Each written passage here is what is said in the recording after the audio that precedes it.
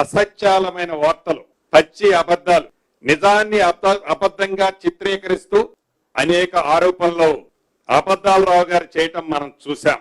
ఆ అబద్ధాలరావు గారికి డ్రామాలరావు గారు, ఈ డ్రామాలరావు గారు అబద్ధాలరావు గారికి వారి సెకను మామగారు, వీరి అవతారం అంతా, వారి టీం అంతా అబద్ధాలని అసత్యాలని ప్రజలకి మభ్యపెట్టడం కోసం, ప్రజలని ఆనాడు 2 ఎన్నికల్లో మాయ మాటలు చెప్పి ఎలా అయితే అధికారంలోకి వచ్చారో మళ్ళీ అధికారంలోకి రావాలనే తాపత్రయం కోసం, ఎలాగైతే 10 సంవత్సరాలలో క్రితం వారికి ఉన్న ఆస్తులు గాని, వారు అధికారంలోకి దిగిపోయే ముందు ఆ 10 సంవత్సరాల్లో వారికి వచ్చిన ఆస్తులు గాని, ఆ వివరాలన్నీ ఒక్కొక్కటి ఎక్కడ బయటకు వస్తాయనే ఆందోళనతో కావచ్చు ఈ ప్రజాప్రభుత్వం అధికారంలోకి వచ్చిన ఈ 2 సంవత్సరాలు 3 నెలలు, 2 సంవత్సరాలు 4 నెలల్లో ఏవైతే ఏ ఎన్నికలు వచ్చినా, అవి బై ఎన్నికలు కావచ్చు, పార్లమెంట్ ఎన్నికలు కావచ్చు, స్థానిక సంస్థల ఎన్నికలు కావచ్చు, మున్సిపల్ కార్పొరేషన్ ఎన్నికలు కావచ్చు, ఈ ఎన్నికల అన్నిటిలో కాంగ్రెస్ పార్టీకి ఈ ప్రజాప్రభుత్వానికి వచ్చిన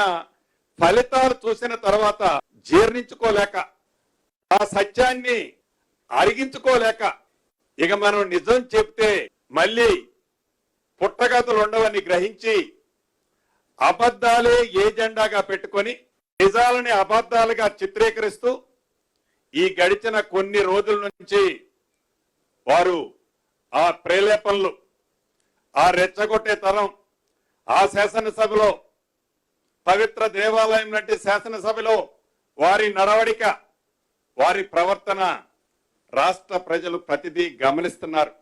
ఈ మంత్రివర్గంలో ఉప ముఖ్యమంత్రి బట్టి విక్రమార్క గారి మీద బిల్లుల మీద పర్సంటేజ్లని, సింగరేణిలో అవకతవకలని అనేక ఆరోపణలు చేస్తే ఆ ఉప ముఖ్యమంత్రి గారి మీద మరొక సహచర మంత్రివర్యులు ఉత్తమ్ కుమార్ రెడ్డి గారు, నీటిపారుదల పౌర సరఫరాల శాఖ మంత్రి, ఆ పౌర సరఫరాల్లో ఏదో 1000 కోట్లు అవినీతి జరిగిందని, ఈ పౌర సరఫరాలకు సంబంధించిన బియ్యాల్లో కుంభకోణాలు జరిగినాయని సహచర మంత్రివర్యులు ఉత్తమ్ కుమార్ రెడ్డి గారి మీద ప్రేరేపణలు చేస్తూ, ఏ సన్న బియ్యం అయితే పేదోడికి ఇస్తున్నామో ఆ సన్న బియ్యం మీద ప్రజల్లో వచ్చిన స్పందన జీర్ణించుకోలేక ఆ మంత్రి గారి మీద ఒక ఆరోపణ.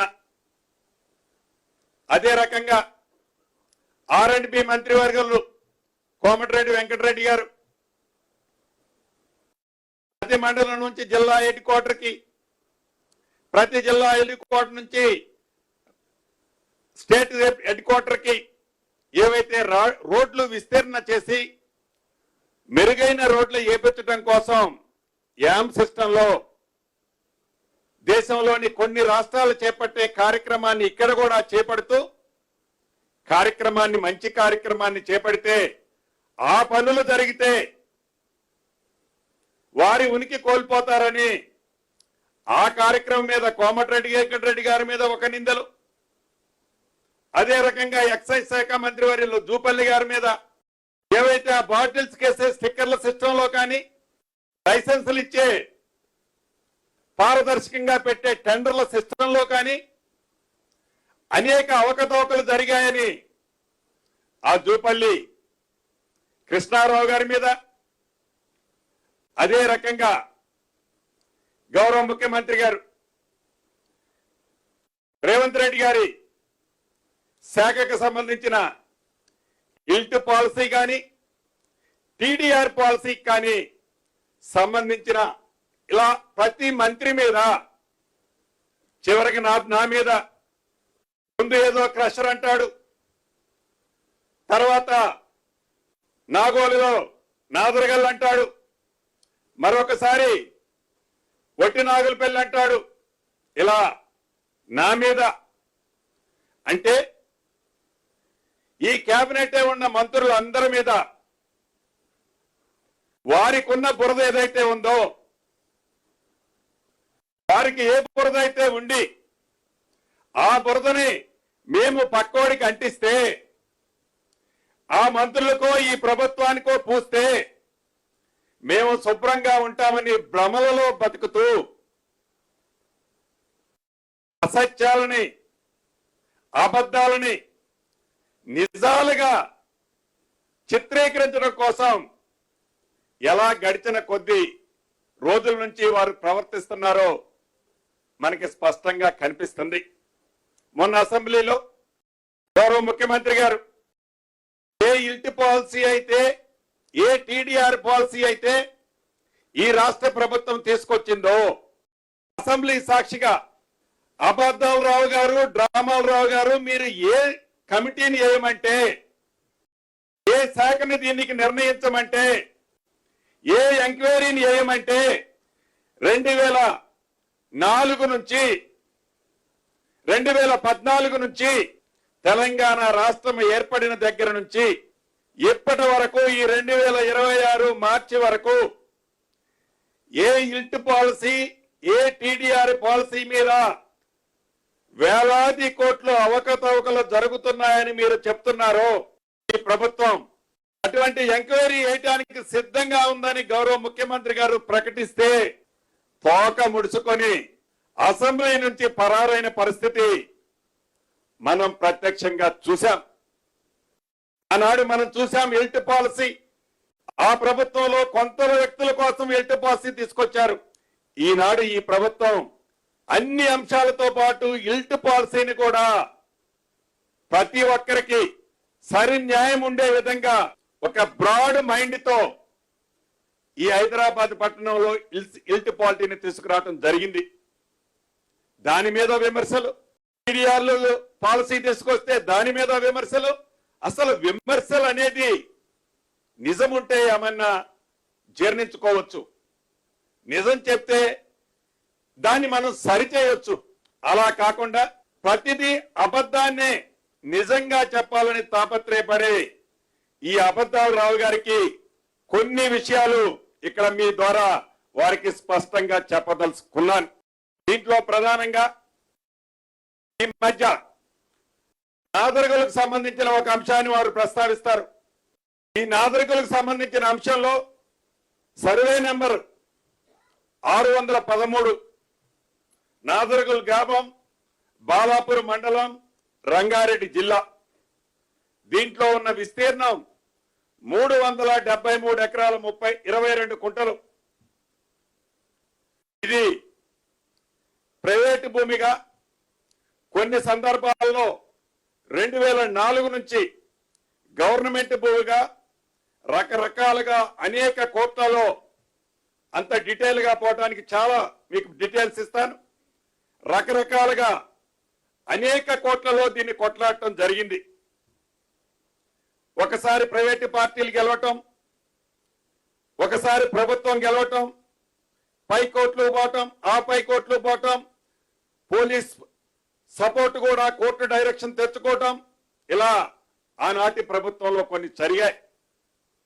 దీంట్లో మీడియా మిత్రులు,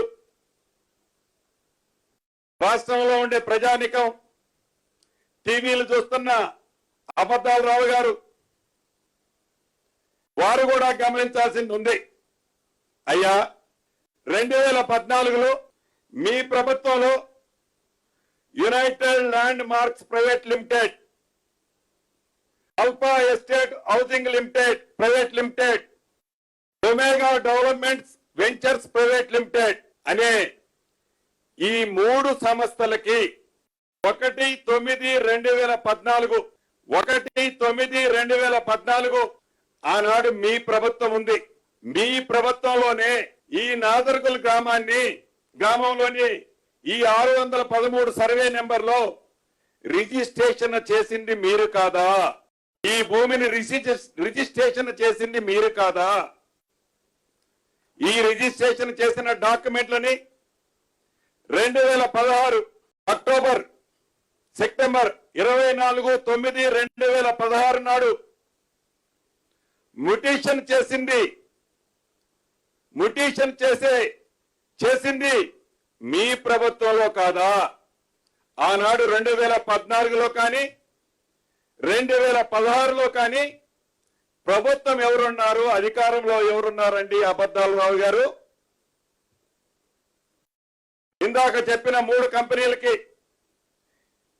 ఫైల్ నెంబర్ B/1351/2/2021/1 నుంచి లగాయతు 2021-2 2021-3 2011-3 వీళ్ళకి మ్యుటేషన్ చేసింది మీ ప్రభుత్వంలో అవునా కాదా? ప్రతిదీ మీడియా మిత్రులకు కూడా నేను డాక్యుమెంట్ ఇస్తాను. ఇది మీ ప్రభుత్వంలో మ్యుటేషన్ చేస్తే, ఇది మీ ప్రభుత్వంలో రిజిస్ట్రేషన్ జరిగితే ఇప్పుడు ఈ ప్రభుత్వానికి ఏమిటి సంబంధం? అంతేకాదు ఈ డ్రామాలరావు గారు ఈ అబద్ధాలరావు గారు ఎంత పచ్చి అబద్ధాలు ఆడుతున్నారో మీకు చెప్తా. మీరందరూ తెలుసు, ఇది 10/2/2021 గూగుల్ మ్యాప్. ఇది గూగుల్ మ్యాప్ 10/2/2021. ఇక్కడ అప్పటికి ఏమీ ఏర్పాటు చేయలే, ఏ రేకులు పెట్టలే, ఏ రోడ్లు వేయలే. అదే రకంగా 5/12/2021 ఇదిగోండి, ఈ గూగుల్ మ్యాప్ లో ఆ కలర్ తో కొన్ని ప్రాంతాల్లో మొదలు పెట్టాడు. దీంట్లో మొదలు పెట్టాడు రేకులు కట్టడం, రోడ్లు వేయటం. 5/12/2021 ఇప్పుడు నేను చూపించే ప్రతిదీ మీకు గూగుల్లో కనిపిస్తుంది. ఇది నేనేం మ్యానిపులేట్ చేసేది కాదు. ఇది నా అధికారులు, నా ప్రభుత్వము నాకు తయారు చేసి ఇచ్చింది కాదు. అదే రకంగా 5/1/2022 ఇదిగోండి 90% ఆ కలర్ తో ఉండి రోడ్లు ఫార్మేషన్ చేసింది. 90% గూగుల్లో మీకు కనిపిస్తుంది ఈ పిక్చర్. 22 అదే రకంగా అక్కడ 95% పెట్టాడు. 17/11/2022 ఇది ఫుల్ ప్లెడ్జ్ లో కలర్ తో మీకు స్పష్టంగా కనిపిస్తుంది. దీన్ని 2022 11వ నెలలో పూర్తిగా మీ టైంలో షీట్లు పెట్టి దానికి ఇన్నర్ సైడ్ లో పూర్తిగా రోడ్లు వేసింది మీ ప్రభుత్వంలో కాదా? ఎవరున్నారండి అధికారంలో ఆనాడు? అబద్ధాలరావు గారు, డ్రామాలరావు గారు. 2022 నవంబర్ 17 అధికారంలో నీ దొరపాలనే ఉంది కదా. ఇది నేను తయారు చేసింది కాదు కదా. ఇలా ప్రతి మ్యాప్ లో కంటిన్యూషన్ గా ఈ ప్రభుత్వం వచ్చే నాటి వరకు ఒక 5 మ్యాపులు తెప్పించి పెట్టాను. ప్రతి మ్యాప్ లో ఈ 373 ఎకరాల 22 కుంటలకి నీ దొరల పాలనలోనే పూర్తిగా రేకులు పెట్టించింది మీరు. దాన్ని ఈ ప్రభుత్వం మీద, ఈ మంత్రి మీద నిందలు మోపుతావా? ఎవరేసారి రేకులు? రిజిస్ట్రేషన్ ఎవరి టైంలో జరిగింది? మ్యుటేషన్ ఎవరి టైంలో జరిగింది?